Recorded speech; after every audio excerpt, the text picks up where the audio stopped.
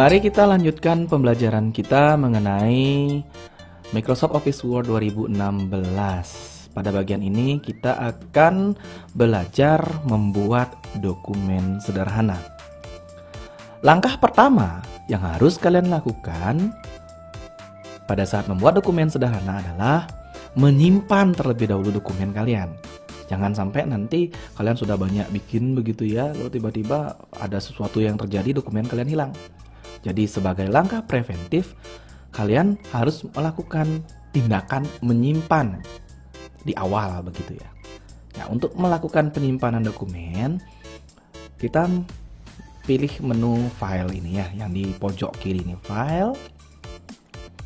Nah, akan muncul seperti ini. Ini ada beberapa pilihan begitu ya. Nah, untuk menyimpan itu ada 3 pilihan, save, save as Adobe PDF. Nah, yang akan kita bicarakan kali ini adalah dua ini, save dan save as.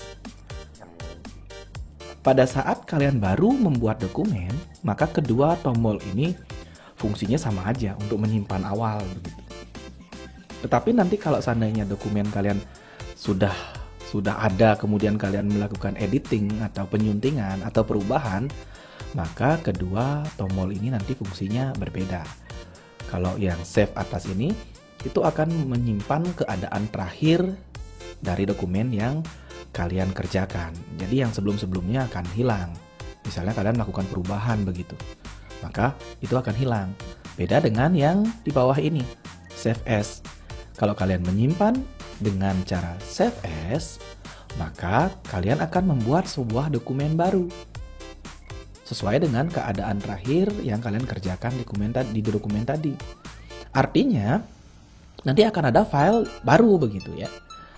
File yang sebelumnya masih ada, jadi yang belum diubah masih ada, masih kalian bisa lihat begitu ya. Nanti akan lebih jelas kalau kita sertakan contoh ya, karena kita baru mulai, kita boleh pilih yang mana saja antara save dan save as. Pak akan tekan yang ini, save as. Setelah kita menekan save as, maka ini ada pilihan lokasi di mana kita akan menyimpan dokumen itu. Di sini ada beberapa folder begitu ya. Jadi boleh kalian pilih, ini adalah folder-folder yang ada di komputer kalian, sesuai dengan apa yang ada di komputer kalian. Secara umum biasanya orang menyimpan file Microsoft Word itu di dokumen ya. Kita seragamkan saja karena folder dokumen ini pasti ada juga di komputer kalian begitu ya. Kita buka folder dokumen.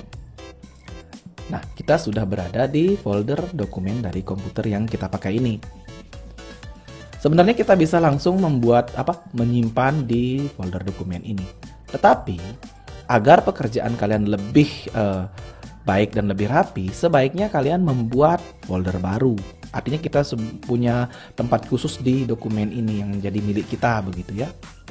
Caranya adalah dengan menekan ini tombol new folder yang sebelah ini. Kalian tekan new folder, maka akan muncul folder baru. Ya, di situ kebetulan jadi new folder 3 gitu karena di atasnya sudah ada 2 new folder begitu ya. Ya, tetapi kita bisa segera mengganti nama dari folder itu. Kalian ketikkan di papan ketik kalian, misalnya belajar MS Word gitu ya. Kalau sudah jadi, kita klik tombol open ini, open. Belum, open sekali lagi begitu ya. Nah, kita sudah masuk ke folder kita. Belajar MS Word ini nih, yang tadi kita buat ini adanya di dokumen, di folder belajar MS Word. Nah, sekarang pada bar ini, file name ini kita beri nama file yang akan kita buat. Misalnya namanya adalah pelajaran pertama. Pertama, yang di bawahnya dibiarkan saja dulu ya. Nanti kalau tahap lanjut baru kita akan membahas tentang yang di bawahnya ini. Biarkan saja seperti itu, lalu kita tekan tombol save. Nah, seperti itu anak-anak. Kalau kita sudah memberi nama file ini, maka yang judul yang paling atas ini sudah berubah. Tadi kan dokumen 1 begitu ya. Sekarang judulnya berubah sesuai dengan yang kita berikan tadi, yaitu pelajaran pertama begitu. Ya tentu saja belum ada isinya karena kita belum melakukan apa-apa. Mari kita coba untuk mengetik satu kalimat saja. Misalnya perkenalan begitu ya. Kita ketik, nama saya adalah Budi misalnya. Seperti itu anak-anak. Mari kita lihat. Nah, agar tulisannya lebih besar kelihatan begitu, kita zoom saja dokumen ini, tetapi ukuran tulisannya tidak akan berubah ya. Nanti mengenai ukuran dan jenis tulisan akan Pak jelaskan belakangan. Kita geser saja zoom ini biar kelihatan lebih besar begitu ya. Ini ada beberapa hal yang bisa Pak jelaskan. Ini pada kata nama ini di paling depan ini memakai huruf kapital. Nah, biasanya di Microsoft Word itu kalau kalian ketik huruf kecil pun di awal kalimat, nanti dia akan berubah sendiri menjadi huruf kapital atau huruf besar begitu ya, huruf kapital namanya. Kemudian yang lainnya ya biasanya huruf kecil. Kecuali nanti kalau kalian pada tombol pada papan keyboard kalian aktifkan tombol caps lock. Ya jadi nantinya huruf besar semua. Begitu ya, caps lock. Kemudian pada kata-kata selanjutnya ini, pada kata Budi itu ada huruf kapital lagi, huruf B. Nah, untuk membuat huruf kapital seperti ini, maka kalian bisa melakukannya dengan cara tekan tombol Shift dan huruf B. Maka akan berubah menjadi huruf kapital. Ya, boleh saja kalian tekan caps lock, kemudian lepas, kemudian kalian tekan huruf B, tapi setelah itu kalian harus menekan caps lock lagi begitu ya. Nah, itu dua cara membuat huruf kapital. Lalu bedanya bagaimana? Bedanya seperti ini, Nana. Kalau kalian ingin membuat huruf kapital hanya di depan kata saja, maka kalian sebaiknya menggunakan kombinasi tombol Shift yang ada di bagian kiri komputer keyboard kalian itu, sama bagian kanan juga biasanya ada gitu ya. Menggunakan tombol Shift dan huruf yang bersangkutan. Misalnya huruf R mau dibuat kapital ya, Shift dan R ditekan bersamaan begitu. Lalu kapan menggunakan caps lock? Jika kalian ingin mengetik huruf kapital yang banyak gitu ya, jadinya semuanya menggunakan huruf kapital, itu baru kalian menggunakan caps lock. Misalnya seperti ini. Misalnya pada baris kedua, Pak ingin huruf besar semua, huruf kapital semua begitu ya. Saya berasal dari Bali. Nah ini Pak ketik dengan menggunakan mode caps lock-nya hidup begitu. Jadi semuanya adalah huruf kapital. Sekali lagi, jika kalian hanya ingin membuat satu huruf kapital, jangan menekan caps lock. Sebaiknya kalian menggunakan tombol Shift dan huruf yang bersangkutan. Ya, jelas ya? Ya. Kemudian mari kita lanjutkan. Di sini ada kata yang di bawahnya ada ini seperti gerigi warna merah begitu ya. Nah, ini adalah peringatan dari Microsoft Word bahwa kata-kata ini yang kalian ketik ini tidak ada dalam kamus begitu. Tentu saja maksudnya ini adalah kamus bahasa Inggris begitu. Kalau mungkin komputer ini disetting dalam bahasa standar bahasa Inggris sehingga kata saya dan adalah ini dianggap tidak ada di kamusnya dia, sehingga dikasih garis bawah ini gitu. Dikasih gerigi di bawahnya ini. Kalau kita misalkan mengetik di sebelahnya sini, di bawahnya ini, misalnya kata-kata bahasa Inggris, misalnya kamu, you, nah seperti itu. Maaf, kita matikan dulu caps lock-nya. You. Ya, begitu. You are my friend. Nah, itu semuanya tidak dikasih gerigi warna merah itu lagi. Coba di sebelahnya kita ketik bahasa Indonesia. Kamu. Nah, itu kan ada geriginya lagi. Adalah teman saya. Loh, semuanya diisi gerigi seperti itu. Ya karena itu kata-kata itu tidak ada dalam kamus bahasa Inggris karena settingan komputer ini adalah dalam bahasa Inggris. Lalu pertanyaan itu di atas kok nama dan Budi ini tidak ada geriginya. Ya, karena kita mengetiknya dengan huruf kapital di depannya, maka ini dianggap sebagai, bisa saja ini berarti sebuah nama begitu. Jadi sebuah nama nggak perlu dicek apakah dia ada dalam kamus atau tidak. Demikian juga Budi. Demikian juga ini, yang huruf kapital ini. Huruf kapital itu tidak akan diperhitungkan. Tidak akan dicek kebenarannya apakah dia ada dalam kamus bersangkutan atau tidak begitu ya.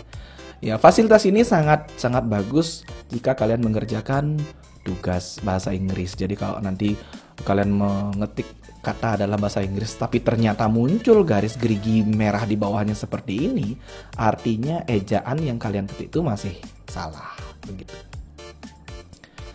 Kemudian mari kita lanjutkan. Nah, ini kebetulan Pak ada salah ketik satu ya.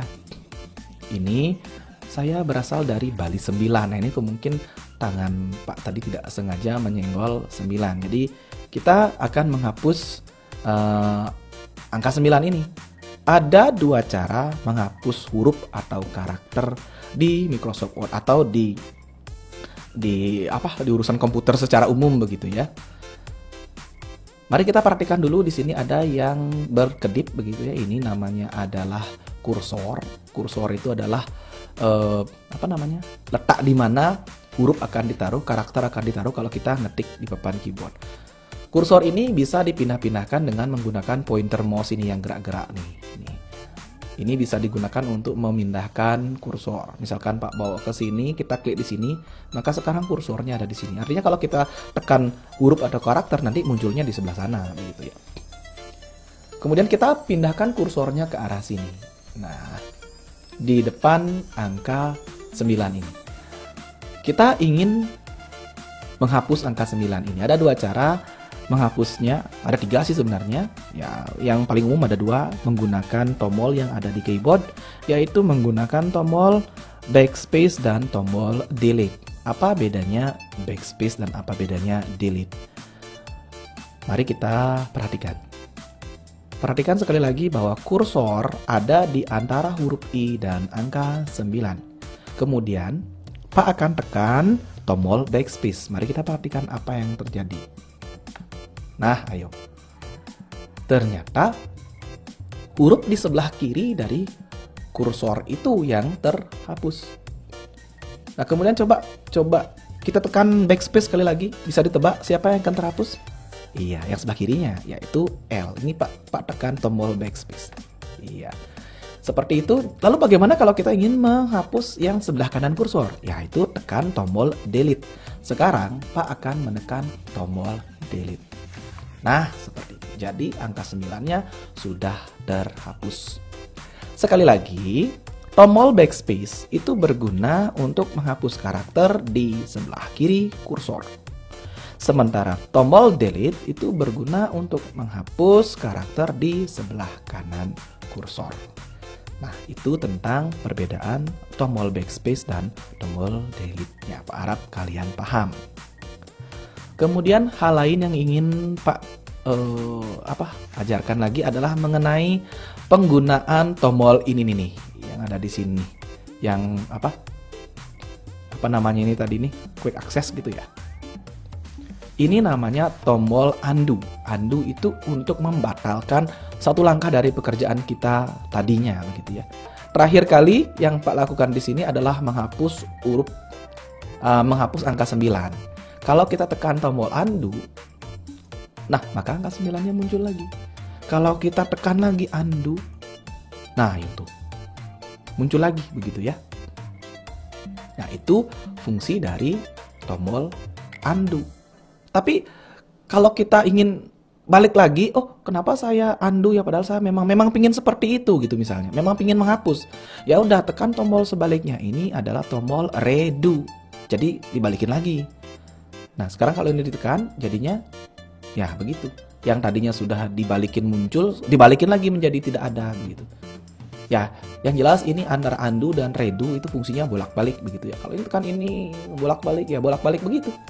Ya, itu sesuai dengan keperluan kalian begitu ya. Lalu mari kita hapus angka 9 ini dengan tombol apa yang digunakan kalau kita sekarang ingin menghapus angka 9? Ya, benar sekali. Tombol delete berdasarkan fungsi posisi kursornya. tombol delete. Ya, begitu. Nah, kemudian ada lagi cara menghapus kalau kalian ingin menghapus banyak, begitu ya. Caranya dengan kalian memblok atau menyorot, begitu ya. Bagian yang akan dihapus. Cara memblok itu adalah kita taruh kursornya itu dengan pointer. Misalnya saya ingin menghapus bagian yang ini semuanya. Kemudian saya bawa pointer ke depan, saya klik di sini gitu ya, saya bawa kursornya, lalu saya klik dan tahan, lalu saya seret ke belakang. Saya seret ke belakang. Ini memblok namanya atau menyorot. Nah, seperti ini. Ini cara memblok atau menyorot. Jadi Pak ulangi, kita bawa ke sini, diklik lalu diseret ke belakang. Jangan dilepas dulu kliknya. Kalau sudah benar baru dilepas. Ini sebenarnya boleh dari depan, boleh juga dari belakang, anak-anak. Mari kita coba dari belakang. Dari belakang, ya begitu. Nah, karena kita akan menghapus ya. Sekarang kalau seperti ini kasusnya, kalian boleh menekan tombol delete, kalian boleh menekan tombol backspace, sama saja. Sekarang kita akan tekan tombol delete. Nah, seperti itu. Hilang dia. Mari kita balikkan lagi, di undo gitu ya, biar muncul lagi, di undo begitu ya. Lalu sekarang Pak akan menekan tombol backspace. Ya, sama seperti itu. Jadi sama-sama terhapus. Ya, begitu anak-anak mengenai cara menghapus. Ada 3 tadi ya. Kemudian setelah kalian melakukan pekerjaan, ada baiknya kalian melakukan penyimpanan. Jadi kalian melakukan penyimpanan secara berkala untuk menghindari nanti ada hal-hal yang tidak diinginkan di tengah jalan begitu, sehingga nanti kalian tidak kehilangan pekerjaan kalian. Untuk menyimpan secara cepat, artinya kalian ingin menyimpan keadaan terakhir seperti ini dari dokumen ini, kalian tinggal klik tombol ini yang berbentuk disket zaman dulu. Ini alat penyimpanan zaman dulu, ini namanya disket begitu ya. Kalian klik saja ini, maka sudah tersimpan. Atau kalau kalian melalui menu file juga boleh. Menu file, kalian klik tombol save ini. Nah, begitu. Atau kalau kalian ingin agar kalian membuat file baru seperti tadi yang Pak jelaskan. Misalnya begini, tadi kan kalian sudah menyimpan pelajaran pertama, keadaannya seperti ini ya. Sekarang mari kita ketik di bawahnya misalnya Indonesia begitu ya. Nah, ini artinya dokumennya sudah berubah. Kalau kalian sudah ubah dokumennya ini, kemudian kalian klik menu file, kemudian kalian tekan save as, ini artinya kalian membuat dokumen yang baru. Dokumen yang tadi yang belum berubah itu masih ada begitu ya. Save as, muncul lagi ini adalah folder-folder tempat di mana kita menyimpan. Di sini ada pilihan baru. Yang paling atas namanya current folder. Ini artinya disimpan di folder yang sama dengan dokumen yang barusan kita kerjain gitu. Lalu yang ini ya silakan dibaca-baca, itu sesuai dengan keadaan di komputer kalian. Nah, biasanya kita menghendaki agar ada di folder yang sama dengan yang tadi. Sehingga kita pilih current folder ini. Nah, itu terlihat di atas dokumen yang tadi kita buat, namanya pelajaran pertama. Karena sekarang kita akan membuat dokumen baru, maka kita harus membuat nama yang berbeda. Nggak boleh sama seperti itu ya. Harus berbeda, pokoknya harus ada bedanya begitu ya. Ya, anggap saja kita akan membuat pelajaran pertama, dikasih das 2 seperti itu ya. Bagian yang kedua begitu. Mari kita save. Nah, sekarang di situ sudah muncul. Di bagian judul diubah menjadi pelajaran pertama strip 2 begitu.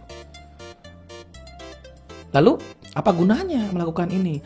Gunanya tadi kan kita menyimpan terakhir dalam keadaan belum ada kata Indonesia ini. Jadi kalau kita menghendaki keadaan dokumen di mana sebelum kita mengubah dokumen itu, dalam hal ini belum ada kata Indonesia, maka kita masih bisa membuka dokumen yang tadi. Nah, sekarang kita akan belajar cara membuka dokumen yang sudah pernah disimpan di komputer kalian. Kalian bawa pointernya ke menu file sama seperti tadi. Nah, di sini ada open.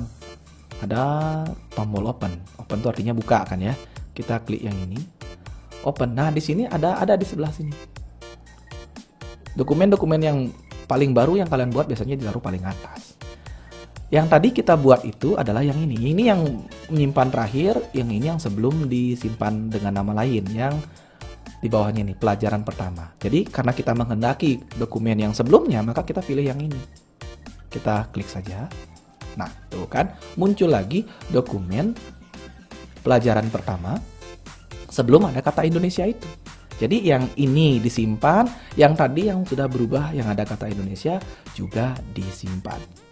Kemudian, karena sebenarnya kita sudah membuka 2 dokumen dalam hal ini ya, kalian bisa bawa ke bawah ini pointernya, lihat ke ini tombol Microsoft Word di taskbar. Kalau kalian sorot ini, kalau kalian bawa ke sini pointernya, akan langsung muncul begini. Ini nih, ada 2 kotak lagi nih. Ini adalah 2 dokumen yang kalian buka. Yang ini adalah yang pelajaran pertama, berarti ini adalah yang paling kanan ini. Kalau kalian menghendaki yang pelajaran pertama -2 itu yang ini, tinggal kalian klik yang ini. Nah, maka muncullah pelajaran pertama -2 yang ada Indonesianya ini, artinya setelah perubahan begitu. Sekali lagi, kalau kalian ingin switch atau bertukar jendela dengan beberapa dokumen, begitu tinggal bawa ke sini. Nah, di sini akan muncul dokumen-dokumen yang sedang aktif.